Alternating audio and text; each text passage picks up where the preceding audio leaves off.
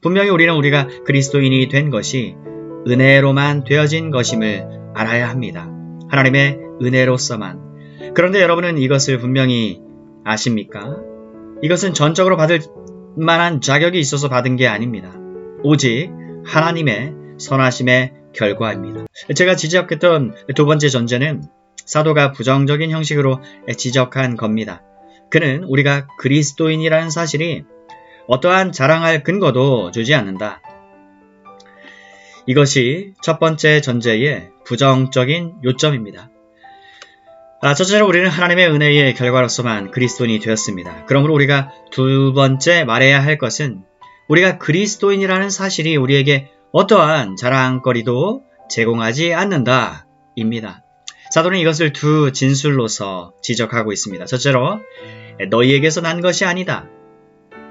하지만 그는 거기에서 만족지 않고 그걸 보다 더 확실하게 지적해야만 했습니다. 누구든지 자랑치 못하게 하려 함이라. 이것은 우리가 구원을 어떻게 보고 있는지, 또 우리를 그리스도인 되게 한 것에 대해 어떠한 관점을 가지고 있는지를 시험할 수 있는 중대한 시금석이 언제나 됩니다. 그러므로 우리는 잠깐 우리 자신을 시험해 봅시다. 그리스도인들인 우리 자신에 대해서 어떠한 생각을 가지고 있습니까? 여러분은 그리스도인이 되었습니까? 어떻게 되었습니까? 그것이 무엇을 의존하고 있습니까? 무엇이 배경이요 이유가 됩니까? 이것이야말로 중차대한 질문입니다.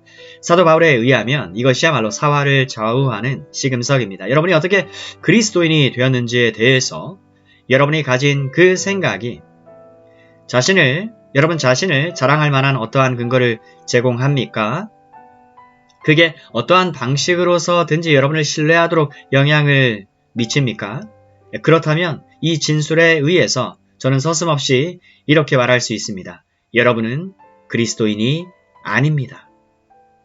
행위에서 난 것이 아니요 이는 누구든지 자랑치 못하게 함이라. 로마서 3장에서 사도 바울은 이 점을 보다 명백하게 진술하고 있습니다. 그는 스스로 질문을 던집니다. 사랑하는 여러분, 여기에 하나님의 방식이 있습니다. 3장 27절에서 로마서 이렇게 묻습니다. 자랑할 때가 어디뇨? 그는 있을 수가 없느니라고 말함으로써 답합니다. 그것은 문 밖으로 내던져지고 그런 다음에 문을 잠근, 다시 말하면 그것을 위해 하등의 여지를 주지 않는다는 점입니다. 사도 바울이 그것을 그런 특별한 방식으로 지적하는 것을 그처럼 좋아했다는 것은 놀라운 것이 아닙니다. 왜냐하면 그가 회심하기 전에, 그리스도인이 되기 전에 그는 자랑에 대해서 매우 많은 것을 알고 있었습니다. 여러분, 다소 사람 사울만큼 자만한 사람이나 자기 확신에 넘치는 사람은 찾아볼 수가 없습니다. 그는 모든 면에서 자신을 자랑했습니다. 자기와 민족성을 자랑했습니다. 자기가 이스라엘 중에서 태어난 특별한 그 지파를 자랑했습니다. 단 자기가 바리새인으로서 양육을 받고 가말리엘 문화에서 수업을 하였던 사실을 자랑하였습니다. 그의 종교성을 자랑하였습니다. 그의 도덕성과 자기의 지식을 자랑했습니다. 그는 빌립보서 3장에서 이 모든 것을 우리에게 말해줍니다. 그는 자랑했을 것입니다. 그는 뻔뻔히 서서 말하자면 이렇게 말했을 겁니다. 누가 이것을 도전할 수 있는가? 내가 여기에 있다. 착하고 도덕적이고 종교적인 사람인 내가 여기에 있다. 종교적인 의무에 있어서 나를 살펴봐라. 내 삶과 나의 모든 방편에서 나를 보아라. 나는 내 자신의 이 경건하고 거룩한 삶에 부여했다. 나는 하나님을 만족해 하고 있노라. 이것이 바로 사도 바울의 회심하기 전의 태도였습니다. 그는 자랑하고 있었습니다. 그는 자기는 자랑할 만한 사람이고 자랑할 만한 방식으로 삶을 살고 있었다고 느꼈습니다. 이것이 그의 위대한 말들 가운데 하나입니다. 그러나 그는 그리스도인이 됨으로써 자기에게서 가장 큰 차이를 가져온 것 중 하나는 그 모든 것들이 집어 던져졌고 아무것도 아닌 것으로 여겨졌다는 것을 알기 이르렀습니다. 그래서 사도는 보다 강한 언어를 사용했던 겁니다. 그는 그가 그토록 자랑했던 그 모든 것을 되돌아보면서 그건 배설물이다, 분토다, 하는 겁니다. 그는 그것이 나쁘다고 말하는데 만족하지 않습니다. 그건 비열하고 쓸모없다. 어리석고 아무것도 아니라고 말합니다. 자랑? 그럴 수가 없다는 것입니다. 그러나 사도는 이 시점에 있는 위험을 너무나도 잘 알기 때문에 그는 하나의 보편적인 진술을 하는 데서만 만족하지 않습니다. 그는 우리가 가장 자랑하기 쉬운 두 가지 특별한 방면을 지적하고 있습니다. 첫째는 이 행위의 문제입니다. 너희가 그 은혜를 인하여 믿음으로 말미암아 구원을 얻었나니 이것이 너희에게서 난 것이 아니요 하나님의 선물이라. 행위에서 난 것이 아니니 이는 누구든지 자랑치 못하게 함이니라. 우리가 자랑하기 가장 쉬운 것은 언제나 행위와 관련되어 있습니다. 마귀가 우리를 가장 교활한 방식으로 시험하는 것이 바로 이 점입니다. 바리새인들이 예수 그리스도의 가장 큰 원수들이었던 것도 바로 이 때문입니다. 그들은 단순히 말만 하는 사람들이었기 때문이 아니었습니다. 그들이 실제로 어떤 일들을 행했기 때문입니다. 바리새인이 내가 일주일에 2번 금식하며 라고 말할 때 그들은 사실을 말하고 있었습니다. 내가 가진 모든 것의 11조를 드리나이다 라고 말할 때 그것도 엄격하게 정확하게 드린 것을 뜻합니다. 바리새인은 그저 말만 하는 사람이 아니었고 어떤 일들을 실제로 행하는 사람들이었습니다. 그들이 그처럼 하나님의 아들의 가르침을 거부하고 그분을 십자가에 못 박은 것에 대한 가장 큰 책임이 있는 것도 이 때문이었습니다. 악한 사람을 개종시키기보다 선한 사람을 개종시키는 것이 언제나 더 어렵다고 말하는 데까지 나가지 않겠습니까? 저는 교회의 역사가 그걸 증명한다고 생각합니다. 복음적인 신앙의 가장 큰 적수는 선하고 종교적인 사람들이었습니다. 교회 역사에 있어서 가장 잔인한 핍박자들 가운데 어떤 사람들은 그런 부류에 속한 사람들이었습니다. 성도들은 선한 사람의 손에서 그리고 가장 도덕적이고 종교적인 사람들의 손에 의해서 가장 극심한 고난을 당했습니다. 어째서 그렇습니까? 행위 때문입니다. 복음적인 복음은 언제나 행위를 의지하는 것을 배격하고 행위를 자랑하는 것이나 행한 일에 대해서 교만한 것을 불식시키기 때문입니다. 그런데 그런 사람들은 그걸 참아낼 수가 없습니다. 그들의 모든 지위는 바로 그 위에 세워져 있기 때문입니다. 그들이 어떠한 사람이며 그들이 행한 일과 그들이 행하고 있는 모든 일은 바로 그 위에 기초하고 있습니다. 이것이 그들 전체의 지위입니다. 만일 여러분이 그들로부터 그걸 떼어내면 아무것도 가진 것이 없게 됩니다. 그러므로 그들은 그러한 복음 전도를 미워하였습니다. 그걸 말살시키기 위해 투쟁할 겁니다. 복음은 우리 모두를 아무것도 아닌 것으로 여깁니다. 그것은 우리 모두를 정죄합니다. 또 우리 모두를 발가벗깁니다. 바울이 어느 곳에서나 주장하듯이 밖에 있는 이방인이나 종교적인 유대인이나 하나님이 보시기에는 아무런 차이가 없다는 것입니다. 의인은 없나니 하나도 없다. 그러므로 행위가 길을 비켜야 합니다. 그 행위는 자랑되어서는 안 됩니다. 하지만 우리는 그것들을 자랑하는 경향에 빠집니다. 우리의 선한 삶, 우리의 선한 행실, 우리의 종교적인 괴율을 지키는 것, 우리가 예배에 참석하는 것, 괄호 열고 특별히 우리가 이른 아침에 그렇게 한다면 그러한 등등의 것들을 자랑하기가 쉽습니다. 괄호 닫고 이러한 것들이 우리로 그리스도인이 되게 하는 것이고 우리의 종교적인 활동들이 우리가 그리스도인이 되게 한다는 그런 논리, 그것이 바로 사람들의 논리입니다. 그러나 사도는 이 모든 것을 파헤치고 기각시켜 버립니다. 그는 이러한 방식으로 매우 단순히 그리 행하고 있습니다. 사도는 행위에 관해서 말하는 것은 율법 아래로 다시 들어가는 것이라 말합니다. 여러분이 그리스도인 되게 하는 것은 선한 생활이라고 생각한다면 사랑하는 여러분 자신을 율법 아래로 던져 넣고 있는 것입니다. 하지만 그것은 이와 같은 이유 때문에 해서는 아니 되는 쓸모없는 일입니다.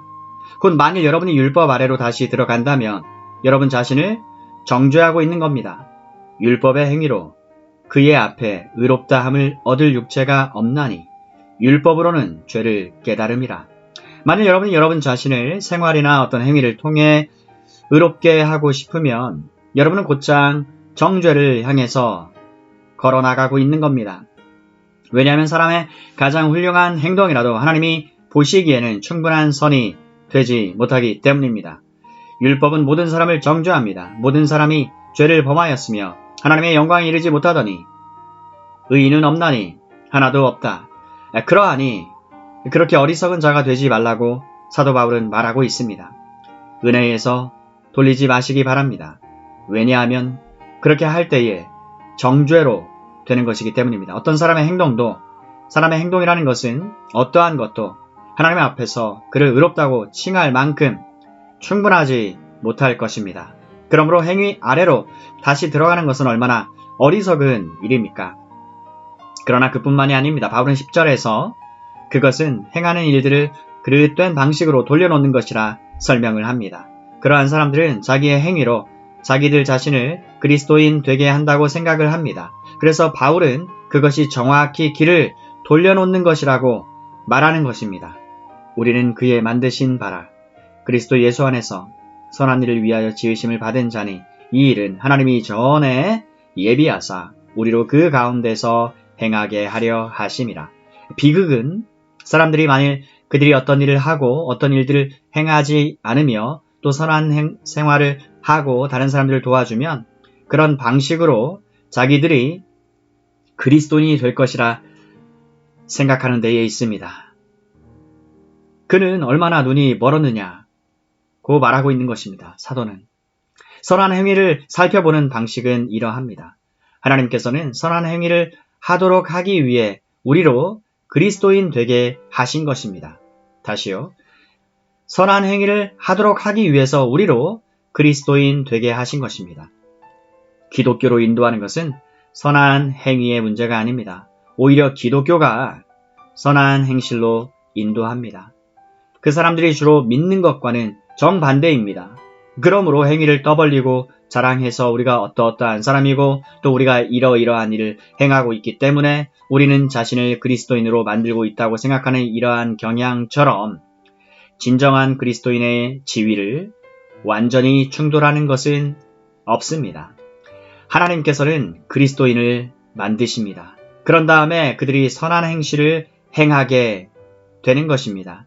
자랑이 배격됩니다. 자랑할 데가 어디뇨? 있을 수가 없느니라. 무슨 법으로냐? 아니라 오직 믿음의 법으로니라. 우리는 행위가 그리스도인이 되는 문제에 있어서 배격된다는 것을 압니다. 우리는 우리의 행위를 결코 자랑해서는 아니 됩니다. 그가 어떠한 방식으로든지 우리의 선함을 의식한다든지 내지 우리가 행한 어떤 일을 의존하고 있다면 우리는 하나님의 은혜를 부정하고 있는 것입니다. 그것은 기독교의 정반대입니다. 하지만 안타깝게도 자신들을 내세우게 하는 경향은 행위나 행실만이 아니라는 데에 있습니다. 또 다른 것이 있습니다. 믿음이 바로 그것입니다. 믿음은 가만히 들어와서 우리로 하여금 자랑하게 만드는 경향이 있습니다. 이 8절에는 큰 논점이 있습니다. 너희가 그 은혜로 인하여 믿음으로 말미암아 구원을 얻었나니 이것이 너희에게서 난 것이 아니요 하나님의 선물이라. 큰 문제는 이것이 무엇을 가리키고 있느냐? 이 문제에 대한 두 가지 견해가 있습니다. 너희가 그 은혜를 인하여 믿음으로 말미암아 구원을 얻었나니 그 믿음은 너희에게서 난 것이 아니요 하나님의 선물이라고 말하는 견해가 있습니다. 하지만 다른 관점에 의하면 이것은 믿음을 가리키는 것이 아니라 그 문장 처음에 있는 은혜를 가리키는 것이라고 합니다. 너희가 그 은혜를 인하여 믿음으로 말미암아 구원을 얻었나니 은혜는 너희에게서 난 것이 아니요 하나님의 선물이라. 그 논란을 평정시킬 가능성이 있습니까? 없습니다. 그것은 문법의 문제가 아닙니다. 그건 언어의 문제도 아닙니다. 통상 여러분이 알듯이 큰 권위자들은 두 견해로 나누어져 있습니다. 그리고 그 권위자들이 속해 있는 양편을 살펴보는 것은 매우 흥미있고 재미있는 일입니다. 예를 들어서 제가 여러분에게 존 칼빈이 이 점에 있어서 어떠한 관점을 취하느냐고 묻는다면 여러분은 즉시 칼빈은 이것이란 말이 믿음을 가리키지 은혜를 가리키는 것이 아니라고 답할 것입니다. 하지만 실제로 칼빈은 정반대인 것을 말했습니다. 그것은 은혜를 가리키는 것이지 믿음을 가리키는 것이 아니라고. 이건 결론이 날 수 있는 문제가 아닙니다. 어떤 의미에서 이것은 하등의 문제가 되지 않습니다. 왜냐하면 그것은 결국 같은 방불한 결론에 도달하기 때문입니다. 다른 말로 해서 중요한 것은 우리가 믿음을 행위로 돌리지 않아야 된다는 것입니다. 하지만 그렇게 하는 사람들이 많습니다. 그들은 자신들의 믿음을 일종의 행위로 돌립니다. 실로 신약 성경이 만들어낸 차이는 다음과 같은 방식으로 지적할 수 있다고 말하는 매우 인기 있는 복음주의적인 교훈이 오늘날 현실에 존재하고 있습니다. 곧 하나님께서는 구약에서 사람들을 보시고 말씀하시기를 여기 내 율법이 있는데 그리고 여기 십계명이 있는데 이것들을 지켜라. 그리하면 내가 너희를 용서해 주고 너희를 구원할 것이다. 너희는 구원을 받을 것이다. 라고 말씀하셨다는 것입니다. 하지만 그것은 더 나아가서 이제는 그와 같지 않다는 것입니다. 하나님께서는 그 모든 것을 한쪽으로 밀어붙이고 더 이상 어떠한 율법도 존재하지 않으며 하나님은 다만 말씀하시기를 주 예수 그리스도를 믿으라고 말씀하신다는 것입니다. 만일 믿으면 구원을 받을 것이다 라는 것입니다. 다른 말로 해서 그들은 주 예수 그리스도를 믿음으로 통해서 자신을 구원한다고 주장합니다. 하지만 이것은 믿음을 행위로 돌려버리는 것입니다. 왜냐하면 이것은 우리를 구원하는 것은 우리의 행동이라고 말을 하고 있기 때문입니다. 하지만 그러나 사도는 너희에게서 난 것이 아니라고 말하고 있습니다. 이것이라는 말이 믿음을 가리키든지 은혜를 가리키든지 그건 문제가 되지 않습니다. 바울은 너희가 은혜로 구원을 받은 것이다. 너희에게서 난 것이 아니라고 말하고 있습니다. 만일 나를 구원하는 것이 내 믿음이라고 한다면 나는 나 자신을 구원한 것입니다. 하지만 바울은 그것이 너희에게서 난 것이 아니라고 말하고 있습니다. 그러므로 나는 그것을 내게서 난 것으로 만드는 방식으로 내 믿음에 대해서 말해서는 아니 됩니다. 이뿐만이 아닙니다. 만일 내가 그런 식으로 그리스도인이 된다면 다시 그것은 나에게 어떤 자랑할 거리를 만들어주는 것이지요. 그러나 바울은 행위에서 난 것이 아니니 이는 누구든지 자랑하지 못하게 함이니라고 말합니다. 나의 자랑은 완전히 배격되어야 합니다. 그러므로 우리가 믿음을 생각할 때 이 점에 비추어서 그걸 보도록 주의를 기울여야 합니다. 믿음은 구원의 원인이 아닙니다. 그리스도가 구원의 원인입니다. 주 예수 그리스도 안에 있는 하나님의 은혜가 구원의 원인입니다. 믿음이 구원의 원인이 아닙니다. 그러면 믿음은 무엇입니까? 믿음은 하나의 도구입니다. 그 구원이 나에게 이르는 통로입니다. 그것에 불과합니다. 저희가 그 은혜를 인하여 믿음으로 말미암아 구원을 얻었나니 믿음은 통로요, 도구요, 하나님의 은혜에서 난 이 구원이 나에게 미치는 그러한 수단인 것입니다. 나는 은혜로 믿음으로 말미암아 구원받습니다.